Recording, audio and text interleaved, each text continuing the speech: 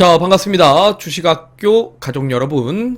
2025년 을사년에 명절이 다가오고 있습니다. 이번 명절은 풍성하게 잘 보내시고 가족들과 따뜻한 시간 나누시기를 바라겠습니다. 시장은 잠시 쉬어가더라도 우리의 공부와 준비는 계속되어야 된다는 거 잊지 마시고요. 명절 지나고 여러분들의 주식에 대한 성장도 계속되어야 됩니다. 결국 실전에서 수익이 나려면 명확한 전략이 있어야 될 것 같기 때문에 오늘은 추석 이후에 투자 전략에 대해서 한번 간략하게 전달을 드리도록 하겠습니다. 자, 일단은 코스피와 코스닥 지수가 최근 들어서 2025년 4월 대비 9월까지 정말 많이 올랐습니다. 정말 많이 올랐기 때문에 많은 투자자들이 걱정하는 부분 중에 하나가 이 상승장에서 내가 온전히 수익을 누리지 못했고 나만 뒤처진 게 아닐까라는 걱정을 하면서 지금 과연 진입을 해도 될 것인가, 괜히 지금 진입했다가 손실 보는 거 아니야? 라고 걱정하시는 분들이 한 부분이 있을 것 같고, 또 한 부분은 내가 이제 주식을 처음 배워서 이제 막 시작하려고 하는데 어떤 식으로 이제 주식시장을 좀 임해야 될지 앞으로에 대한 방향성이 모호하신 분들도 있을 것 같습니다. 그래서 이 부분을 한번 설명을 좀 해보자면, 일단 코스피는 분명히 4월 저점 대비해서 많이 상승을 해서 어느 정도 조금 가격 부담이 있는 것은 사실이다라고 생각됩니다. 그리고 코스닥도 이렇게 월봉 차트를 돌려보면 개인적으로 제가 생각했을 때는 고점과 고점을 연결해 봤을 때 현재 코스닥의 월봉 차트상 이전의 저항과 그리고 저항이 일치하면서 항상 맞고 떨어지고 맞고 떨어지는 구간에 일치한 추세적인 저항대입니다. 그래서 쐐기형 패턴에서 저항 구간이기 때문에 월봉상으로 제가 생각했을 때는 다음 달 봉이 음봉이 나올 가능성이 조금은 높아 보이는 구간이라고 생각이 되는데요. 사실 계절적으로 9월은 원래 계절적인 특성상 1월부터 12월까지 이 12개월 동안 9월이 가장 약한 장세를 보통은 띱니다. 지난 역사적인 흐름들이 대체로 그렇다고 보시면 돼요. 예를 들자면 2024년에도 9월의 장세가 음봉으로 마감이 됐고, 그리고 2023년에도 9월은 음봉이었습니다. 그리고 2022년에도 9월은 음봉이었고, 그리고 이 이전에 2021년에도 9월은 음봉이었으며 강세장이었던 2020년에도 9월은 음봉이었습니다. 그런데 2025년은 생각보다 강한 상승을 보이면서 양봉으로 지금 마무리를 하고 있다라는 거죠. 그렇기 때문에 생각보다 올해 증시가 너무나 강했다. 그래서 10월에도 상승할 것이냐라는 부분에 있어서는 저는 9월의 흐름이 조금 쉬어주었어야 되는데 9월에 생각보다는 좀 강했기 때문에 상대적으로 10월이 조금 쉬어갈 가능성이 높다라고 생각이 됩니다. 자, 그러면 문제는 이 9월 대비 10월에 시장이 쉴 때 그러면 조정장이 나온다라는 뜻이냐라고 볼 수도 있겠지만 이 조정장이 저는 뭐랄까요, 상승을 하기 전에 발돋움을 할 수 있는 장세가 나타나지 않을까 싶고, 오히려 9월에 좀 조정이 나온다면 하반기에 상승할 수 있는 오히려 이런 발판이 돼줄 거라고 생각됩니다. 자, 왜냐면 제가 방금 이야기 드렸듯이 쐐기형 저항입니다. 이전에 주가가 고점에서 타고 내려가는 방식으로 고점이 조금씩 낮아지는 구간을 보여주고 있는데, 긴 추세를 보게 되면 저점과 저점을 연결해 봤을 때 상승 추세를 유지하고 있기 때문에 저는 상승 추세에서 약간 쉬어가는 흐름의 흐름이지 여기서 하락으로 가려고 하는 흐름이라고 보지는 않기 때문에 상승 추세에서 쉬었다가 상승할 가능성이 높다라고 봅니다. 근데 마침 이와 같은 쐐기형 패턴의 차트가 과거로 돌려보면 2017년쯤에 이러한 형태가 나타나게 됩니다.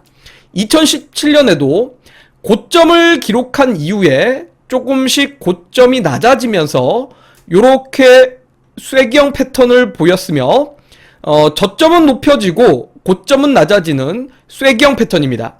즉 상승 추세 중에서 결국 상승 추세의 흐름은 깨지지 않았는데 요 구간에서 조금 쉬어가는 흐름이 나타나면서 결국 요렇게 추세대 저항을 맞은 자리에서 그 다음 월봉 차트가 음봉이 나왔지만 음봉 다음에 재차 상승 양봉과 함께 그 다음에 이제 연말로 가면서 이런 식으로 상승을 뽑았습니다. 자, 이거를 보고 보통 불 플래그십 패턴이라고 부릅니다. 불 플래그십 패턴은 상승 추세에서 조정을 받는데 요렇게 고점이 낮아지는 조정을 받다가 고점을 돌파하면서 상승 추세를 보이는 형태인데요. 2017년과 그리고 지금의 차트를 비교해보면 그때 당시와 저는 유사한 차트 패턴이라고도 보며 시장에 대한 환경도 상당히 유사하다라고 보는 게 2016년 연말에 트럼프가 미국 대통령으로 당선이 됐었고 2024년 트럼프가 미국 대통령으로 당선되면서 트럼프 2기가 시작되고 있습니다. 그리고 2017년부터 우리나라 대통령이 바로 박근혜 대통령이 탄핵되면서 문재인 대통령이 당선이 됐었죠. 그리고 2024년 정확하게 윤석열 대통령이 탄핵되고 2025년 들어서 이재명 대통령이 지금 당선이 됐습니다. 그리고 역시 당시에 금리 인하에 대한 움직임과 한국 반도체에 대한 수출이 사상 최고를 기록했던 때인데 이번에도 금리 인하와 함께 최근 들어서 반도체에 대한 수출이 생각보다 너무나 잘 되고 있고 구조적인 성장이 나오고 있다라고들 합니다. 그렇다면 저는 2017년 때 당시의 쐐기형 패턴과 연말의 상승을 이번에도 다시 한번 좀 재현할 가능성이 높다라고 생각하기 때문에 최근까지 증시에 대한 상승이 너무 가파른 거 아니냐라는 거에 대한 공포감을 가질 필요보다는 오히려 추석 연휴를 전후로 시장은 흔들릴 가능성이 높습니다. 왜냐하면 일반적으로 앞서 이야기 드렸다시피 9월은 계절적인 특성상 약세장의 성격이 보통 나오는데 올해만큼은 이게 저는 딜레이 됐다라고 생각이 됩니다. 그렇기 때문에 9월에 조정이 나오지 않았던 부분에 있어서 10월에 조정 가능성이 좀 있지 않을까. 10월에 조정 가능성에 대한 첫 번째 이유는 일반적으로 펀드 매니저들, 소위 기관 투자자들이 성과 측정을 해야 됩니다. 자, 이게 무슨 말이냐면 펀드 매니저들이 1월부터 시작해서 올 한 해 열심히 매매해서 시장 대비해서 수익이 어느 정도 좀 나면 거기에 대해서 수익 매도를 해야 성과 측정이 되고 그 성과에 따라 성과금을 받아가게 됩니다. 이거를 보유한 상태에서 성과금을 받지 못하고 내가 주식 투자를 해서 완전히 수익 매도를 했고 내가 이만큼 수익을 냈어. 그렇기 때문에 회사에서 성과금을 줘가 보통은 9월에서 그리고 11월 사이에 요 시점이 바로 북클로징이라고 하죠. 그래서 이 북클로징에 대한 부분이 올해는 아마 9월까지는 그래도 성과 측정에 있어서는 좋은 시점이 왔고 북클로징이 10월로 이제 이루어지게 되면 기관 투자자들의 매도가 나타날 수 있는 시점이라고 생각이 되고요. 그 다음에 두 번째는 바로 10월에 FOMC 회의가 예정되어 있는데 9월에는 어쨌든 미국이 금리 인하를 했습니다. 하지만 10월에 금리 인하를 할지 안 할지 미정이고 10월에 금리 인하를 할지언정 12월에도 과연 연속적으로 할 것인가, 이 부분에 대해서 아마 시장이 기대했던 것보다는 조금 더딘 흐름이 나오지 않을까라는 생각이 돼서 이 부분으로 인해서 금리 인하에 대한 약간의 좀 실망감도 나타날 수 있다라고 보고요. 그리고 우리나라의 특성상 10월은 3분기 실적 시즌에 진입을 합니다. 자, 3분기 실적 시즌에 진입을 하게 될 경우 일반적으로 삼성전자라는 종목을 하나 얘기를 좀 해보면 삼성전자의 여러분들 실적 발표의 특성 혹시 알고 계십니까? 항상 삼성전자는 실적 발표 전에 주가가 올라갔다가 실적 발표를 하고 나서 차익 실현이 나옵니다. 이게 실적이 좋든 안 좋든 똑같습니다. 예를 들자면 2021년으로 돌아가 보도록 하겠습니다. 2021년으로 돌아가 보면 2021년 1월경에 삼성전자의 실적 발표가 나왔습니다. 정확하게 이 캔들입니다. 1월 11일.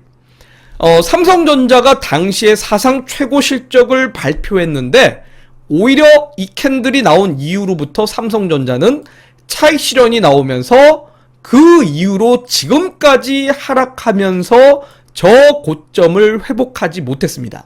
즉 실적이 좋든 안 좋든 그 전에 주가가 올라갔다가 실적 발표 이후에 보통 차익 실현을 한다라는 점에서 삼성전자가 최근까지 주가가 많이 올랐기 때문에 분기 실적 발표를 통해서 조정 가능성에 대해서 어느 정도를 좀 고려해야 된다라고 생각됩니다.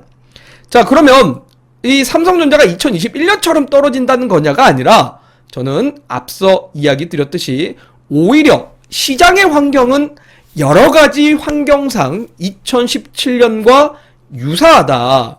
하지만 2017년에도 삼성전자가 이렇게 올라간 뒤에 결국 이런 식으로 중간중간에 조정을 막고 올라가고 했다라는 점을 감안해보면 어쨌든 10월에 쉬어야 결국 11월, 12월에 연말에 재차 상승할 가능성이 높아질 거다라고 생각이 돼서 그런 부분을 통해서 시장에 대한 흐름을 당분간 추석 전후를 기점으로 어느 정도는 좀 조심은 하시되 그렇다고 하락장을 대비하기보다는 시장이 조정을 줄 때 좋은 종목들을 편입할 수 있는 기회로 활용을 하셔야 될 거고 그 편입에 대한 기준은 결국 여러분들이 정말 우리가 왕초보 주식반을 통해서 기초를 탄탄하게 배워서 그렇게 좀 추세가 살아있고 그리고 추세가 무너지지 않으며 지지 구간이 좀 확실한 종목들을 가지고 투자를 하시는 게 저는 좋을 것 같다라고 생각됩니다. 일단 그런 관점에서 차트도 차트지만 개인적으로는 저는 2017년대를 고려해보면 2025년 현재 시점에서도 다시 반도체에 대한 전망이 계속적으로 좀 살아있기 때문에 반도체 섹터를 계속 좀 투자 관심을 갖고 가시는 게 좋을 것 같습니다. 저는 개인적으로 지난 2024년 연말부터 저희 실전반 학생분들에게도 계속 삼성전자가 결과적으로 주가가 58,000원을 넘어가고 대략적으로 한 64,000만 넘어가면 상승 추세를 만들 거다라고 강조해왔고 올해 연초부터 반도체를 서서히 분할 매수 모아가면 하반기에 큰 상승이 나올 거다를 되게 강조를 계속 해왔습니다. 근데 실제로 최근 들어서 이 반도체들이 조정을 주고 올라가는 느낌이 아니라 갑작스럽게 올라가는 경향들이 매우 큽니다. 뭐 대표적으로 PSK라는 종목만 보더라도 연말에는 주가가 계속 신저가를 기록했고 올해 연초까지도 그 신저가에서 박스 구간에 횡보 국면만 오래 가다가 갑작스럽게 9월 들면서 수직으로 좀 상승을 했고 이러다 보니까 많은 개인 투자자들이 눌림목이나 뭔가 차트가 패턴을 만들고 올라간다라는 느낌이 없었기 때문에 편승 못하신 분들 많았을 거라고도 생각이 됩니다. 분명히 이런 반도체들은 기존에 갖고 있었던 사람들이 매집을 해오다가 온전히 이 상승을 누렸거나 아니면은 올라갈 때 에라이 모르겠다 쫓아간 사람들을 제외하면은 쉽게 편승하기는 쉽지 않았을 거라고 봅니다. 그런데도 불구하고 사실 많이 올랐지만 그럼에도 불구하고 하반기 때도 저는 추가적인 상승이 나올 수 있다라고 보는데 결국은 시장이 조정 줄 때 이런 종목들에 대한 관심을 가져야 된다라고 생각됩니다. 물론 이제 월봉 차트도 보면은 추세적으로 상승 추세를 띠고 있습니다. 상승 추세를 띠고 있으며 지금은 이 상승 추세에서 맞고 떨어지고 다시 올라가는 국면이기 때문에 저는 이 추세적인 부분에서 충분히 상방 저항대까지는 열려있는 이런 차트들이라고 보고 있습니다. 저는 개인적으로 매매를 할 때 월봉이든 주봉이든 장기 추세 상승이 살아있는 종목을 매매하기를 좋아합니다. 뭐 주가가 계속 떨어지다가 잠깐 올라가는 종목 별로 좋아하지 않습니다. 왜냐면 잠깐 올라가면 또다시 그만큼 많이 떨어지기 때문입니다. 예를 들자면 아모레퍼시빅 같은 종목인데요. 아모레퍼시빅 같은 종목은 개인적으로 우리나라의 굴지의 화장품 대기업이지만 주가는 이미 사실 2016년부터 장기간 하락 추세이기 때문에 이런 구간에서 잠깐 올라갔다가 크게 떨어지고 잠깐 올라갔다가 크게 떨어지고 이런 차트들에 대해서는 매수를 하고 내가 여기서 수익을 내려고 해봤자 불과 한 10% 20%밖에 안 된다라는 거죠. 그 10% 20% 수익 내려다가 잘못하면 40-50% 손실이 나올 수 있기 때문에 이런 차트류보다는 저는 조금 장기 차트에서 추세가 살아있는 종목들을 가지고 선별을 하시고 그런 종목들이 9월이 아니라 10월에 조정이 나오면 관심을 갖고 투자를 할 필요가 있다라고 생각됩니다. 그래서 그런 부분에서 일단은 매수 관심으로 본다면 첫 번째는 반도체 섹터가 될 거고 두 번째는 전력 설비, 뭐 방산 요런 기업들이 저의 관심 후보군 종목에 해당합니다.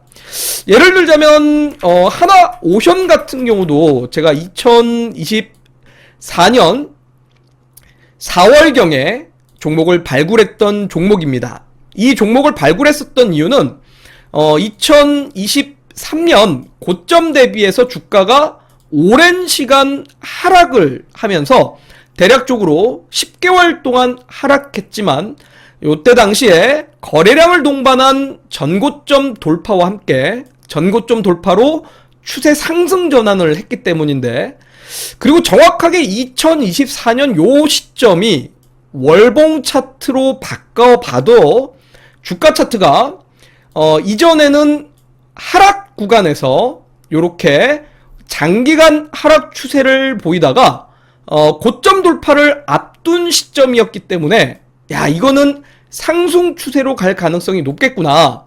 주봉 차트도 신저가는 2022년까지 갔다가 상승 추세로 2023년에 바뀌었고 하락 후 재차 상승 국면으로 갈 만한 차트였기 때문에 요런 자리에서 조금 선별해서 투자를 했던 걸로 기억이 납니다. 이처럼 조금 장기 추세가 살아있는 종목을 가지고 투자를 하셔야 그만큼 먹을 룸이 좀 클 수 있으니 결국 주식 투자를 할 때 있어서 조금 장기 차트가 살아있는 종목을 가지고 투자를 해보시면 어떨까 이렇게 얘기 드리고 저는 주식시장이 어쨌든 단기적인 조정은 나올지언정 아직은 상승 추세에 있기 때문에 추세가 살아있는 주도주를 가지고 투자를 하셔야 여러분들이 하반기에도 좋은 결과로 이어질 수 있다라고 말씀드리겠습니다. 자, 우리 주식학교 학생분들 명절이 오면 물론 장은 한 템포 쉬어갑니다. 여러분들의 마음도 한 템포 쉬어가시되 그렇다고 너무 내려놓지 마시고 어쨌든 우리가 시장은 쉬어가더라도 우리의 공부와 그리고 다음 시장에 대한 준비는 계속 해야 된다라는 거 결코 잊지 마시고요. 추석 명절은 어쨌든 가족분들과 좋은 시간 보내시면서 항상 안전운전하시고 건강 잘 챙기신 다음에 연휴를 재밌게 보내고 오셨으면 좋겠습니다. 자, 이상 왕초보 주식반의 호동쌤이었습니다.